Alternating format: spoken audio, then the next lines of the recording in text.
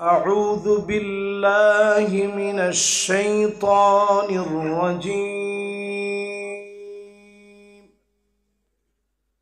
بسم الله الرحمن الرحيم.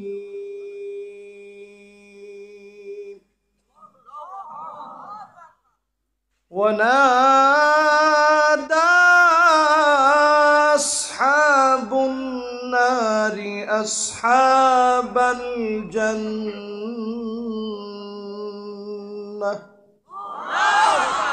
أن أفيضوا علينا من الماء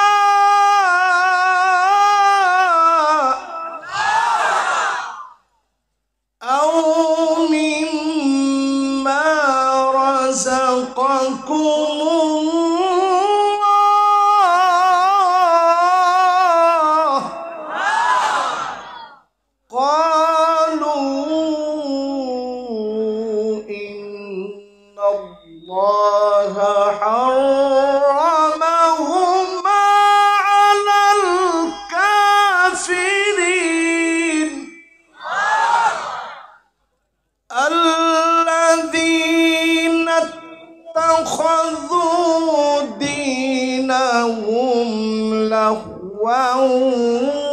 ولعبا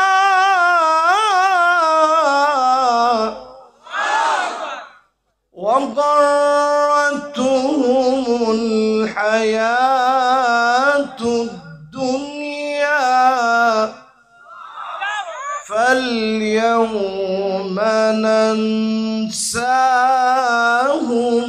كما نسوا لقاء يومهم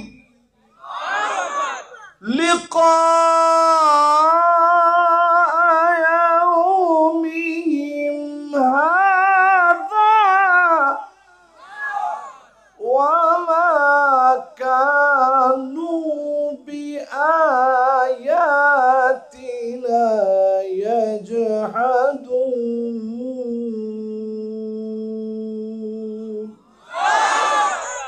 সকলে পড়েন সাদাকাল্লাহুল আযীম। এই দুইটা আয়াতের তাফসীর যদি শুনেন সব কেমন হবে। আল্লাহ নবী আবু যরকে ডেকে বললেন, আবু যর শোনো, লা আনতা গুদওয়া ওয়া তাআল্লামা আয়াতাম মিন কিতাবিল্লাহ খায়রুন লাকা মিন আন তুসাল্লিয়া মিআতা রাকাত।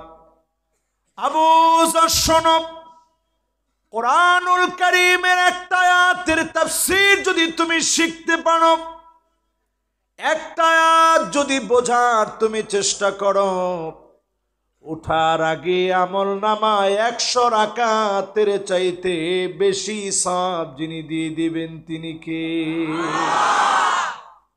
তাহলে দুইটা আয়াতে সওয়াব কত? সবাই বলেন তো একটু চিন্তা করে, কত? এই যে রাত্রে যখন বেশি হয় তখন মাথায় এভাবে কাজ করে না। একটা আয়াতে যদি 100 রাকাতের চাইতে বেশি হয়, তাহলে 200 রাকাতে দুই আয়াতে কত? 200 রাকাতের চাইতে বেশি, কম না। একই সাহাবী আবু যরকে ডেকে নবীজি আবার বললেন, আবু যর শোনো, লা আনতা গুদওয়া ওয়া তাআল্লামা বাবাম মিনাল ইলম।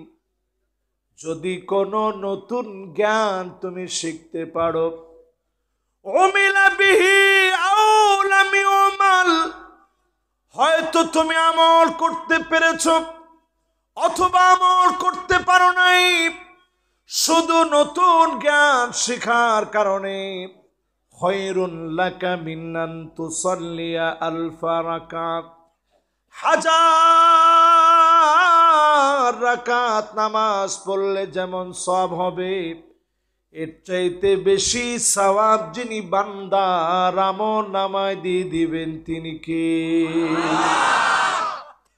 চিন্তা করেন কত সওয়াব। একটা নতুন বিষয় যদি এই মাহফিল থেকে জেনে যেতে পারেন, হাজার রাকাতের চাইতে বেশি সওয়াব আল্লাহ পাক বান্দার আমলনামায় দিয়ে দিবে। সুবহানাল্লাহ। দুইটা আয়াতের তাফসীর যদি শুনে যেতে পারেন, শুধু অনুবাদ শুনে একটু ব্যাখ্যা শুনলেন, 200 রাকাতের চাইতে বেশি সওয়াব। এক একটা হাদিস শুনবেন, আপনি যদি নতুন শুনে থাকেন শিখে নেবেন, এক একটা হাদিস শুনে শিখে হাজার রাকাতের চাইতে বেশি সওয়াব আপনি পাবেন। জোরে করে আল্লাহু আকবার। আল্লাহ রাব্বুল আলামিন ইরশাদ করলেন, ওয়ানাদা আসহাবুন নারি আসহাবাল জান্নাহ আন নাফিদু আলাইনা মিনাল মাই আও মিম্মা রাযাকাকুমুল্লাহ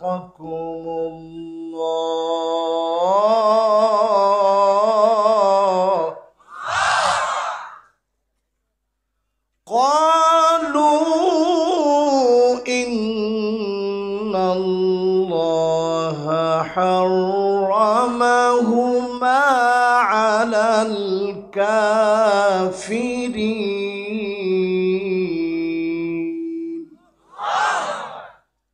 আল্লাহ রাব্বুল আলামিন ইরশাদ করেন, জাহান্নামীরা সেদিন চিৎকার করে বলবে, ও জান্নাতীরা রে,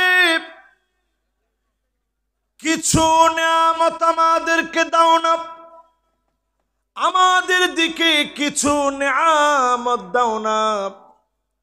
জান্নাতীরা সেদিন পরিষ্কার বলে দিবেন, ইন্নাল্লাহা হাররামাহুমা আলাল কাফিরিন, কাফিরদের জন্য জান্নাতীদের নিয়ামত যিনি হারাম বানায়া দিয়েছেন তিনি কে? পরিষ্কার হারাম। দুনিয়ার জীবনে একসঙ্গে ব্যবসা বাণিজ্য করতে, একসঙ্গে বাসা বাড়ি ছিল, একসঙ্গে উঠা বসা ছিল, একসঙ্গে বন্ধুত্ব ছিল। সেদিন একজন হতভাগা হয়ে যাবে, অন্যজনকে মুমিন হিসাবে যিনি জান্নাতি বানায় দিবেন তিনি কে?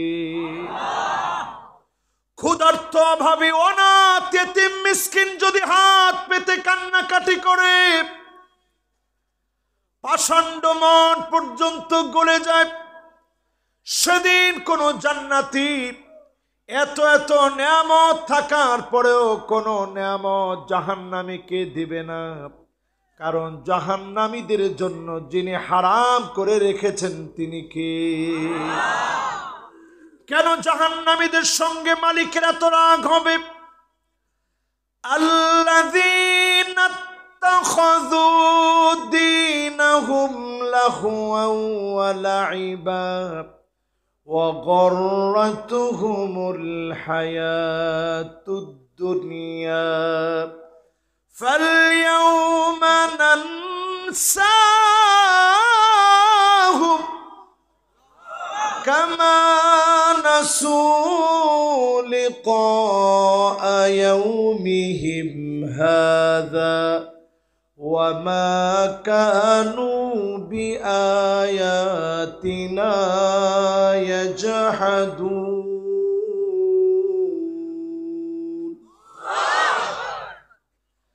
ইসলাম নিয়ে যারা ছল চাতুরি করেছিল, ইসলাম নিয়ে যারা ঠাট্টা করেছে, দিন নিয়ে যারা ঠাট্টা করেছে, ইসলাম নিয়ে যারা ট্রল করেছে, দাড়ি টুপি আর পাঞ্জাবি দেখলে মৌলবাদী জঙ্গিবাদী বলে যারা গালি দিয়েছে, কসম আল্লাহর, আল্লাহ আপনাকে কিয়ামতের দিন ভুলে যাবেন, ঠিক কিনা বলে? কোরআন আল্লাহ পরিষ্কার বলছেন, ফালইয়াউমা নানসাহুম, আমি আল্লাহ সেদিন তাদেরকে ভুলে যাব, কামা নাসু লিকা ইয়াউমিহিম হাযা, আমি আল্লাহকে তারা যেমন ভুলে গিয়েছিল আল্লাহর সামনে দাঁড়াতে হবে, এটা যেমন তারা ভুলে গিয়েছিল, তাদেরকেও সেদিন ভুলে যাব। সেদিন যদি মালিক ভুলে যায়, মনে রাখার মতো কোনো মালিক সেদিন থাকবে না, ঠিক কিনা বলে? যতজন আমার সামনে বসছেন, এই পৃথিবীর সময়টা ক্রমান্বয়ে শুধু আযাব আর আযাব, গজব আর গজবের দিকে যাচ্ছে। একটু তাকায় দেখেন, তুরস্কের মধ্যে ভূমিকম্প হলো, 7.8 মাত্রার প্রলয়ঙ্কারী ভূমিকম্প। 6,000-এর মতো বাড়িঘর তছনছ হয়ে গেল, হাজার হাজার মানুষ মারা গেছে। 4টা বেজে তখন 17 বাজে। এই ভূমিকম্প যখন আসলো, অধিকাংশ মানুষ তখন ঘুমায় আছে। কিছু মানুষ এমন ছিল যারা হয়তো বিভিন্ন আযাবের মধ্যে, অন্যায় কাজের মধ্যে ছিল, অন্যায় কাজের মধ্যে নিমজ্জিত ছিল, আল্লাহর গজব আসার মতো অন্যায় কাজ করতেছিল। কিছু মানুষ তো এমনও ছিল যারা তাহাজ্জুদের নামাজের মধ্যেও ছিল, ঠিক কিনা বলে? কিন্তু কোরআনুল কারীম আল্লাহ সতর্ক করলেন, ওয়াত্তাকু ফিতনাতাল লা তুসিবান্নাল্লাযীনা যালামু মিনকুম খাসসাহ ওয়া'লামু আন্নাল্লাহা শাদীদুল ইকাব।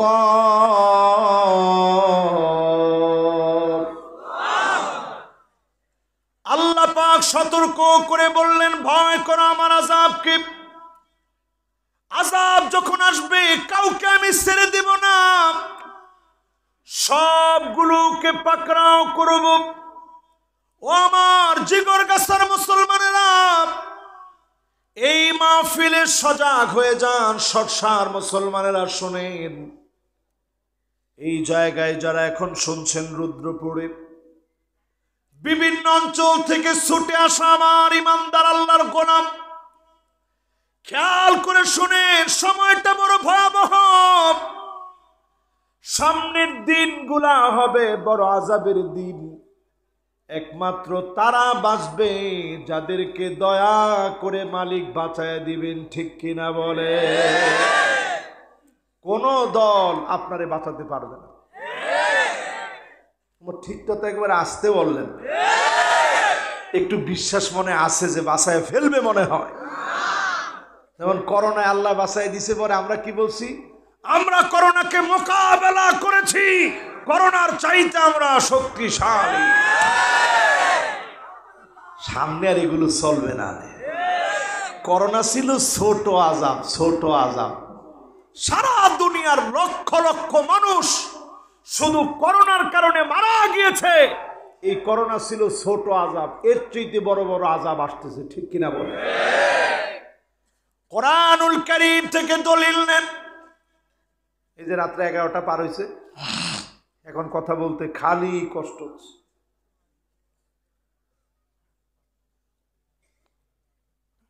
আল্লাহ সবারে দিয়ে সবসময় কথা বলাতে চান না।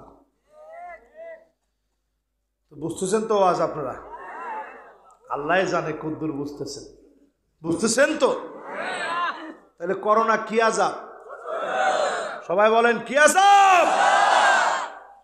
দলিল নেন কোরআন থেকে, ওয়ালানুযীকান্নাহুম মিনাল আযাবিল আদনা দুনাল আযাবিল আকবার লাআল্লাহুম ইয়ারজিউন।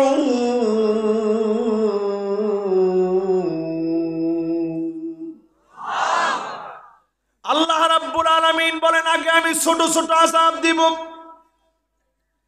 এরপরে আসবে বড় আযাব, এরপরে আসবে বড় বড় আযাব। ফালিয়ারতাকিবু ইনদা যালিকা রিহান হামরা, বাতাসের সঙ্গে আগুন আসবে, ক্ষেত খোলা জ্বালায়া পুরায়া ছারখার করে দিবে। একের পর এক ভূমিকম্প আসবে। কাসরাতুজ জালাজিল, ভূমিকম্পের পরে ভূমিকম্প আসবে।